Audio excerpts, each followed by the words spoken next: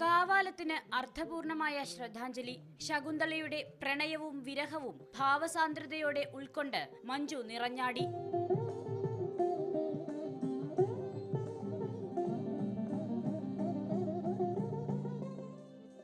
കാണികളുടെ മനസ്സിൽ ശകുന്തളയുടെ രൂപം വരച്ചിടുകയായിരുന്നു മഞ്ജു.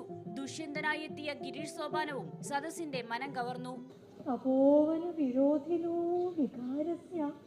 നാടകവേദിയിലേക്ക് കൈപിടിച്ച് കയറ്റിയ ഗുരു കാവാലം അദൃശ്യ സാന്നിധ്യമായി ഒപ്പമുണ്ടായിരുന്നുവെന്ന് മഞ്ജു പറഞ്ഞറിയിക്കാൻ എനിക്കിപ്പോൾ അതിന് പറ്റിയൊരു വാക്കുകളൊന്നും കിട്ടുന്നില്ല.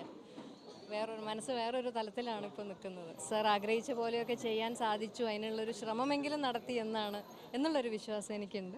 സോപാനം കുടുംബാംഗങ്ങളെല്ലാം അരങ്ങിൽ മിഴിവോടെ നിന്നു. മുഖ്യമന്ത്രി പിണറായി വിജയനും കാവാലത്തിന്റെ സഹധർമ്മിണി ശാരദാ പണിക്കരും ചേർന്ന് വിളക്ക് കൊളുത്തിയതോടെയാണ് നാടകത്തിന് തുടക്കമായത്. ദുഃഖവും സന്തോഷവും ഒരുമിക്കുകയാണ് വേദിയിലെന്ന് പിണറായി വിജയൻ അഭിപ്രായപ്പെട്ടു.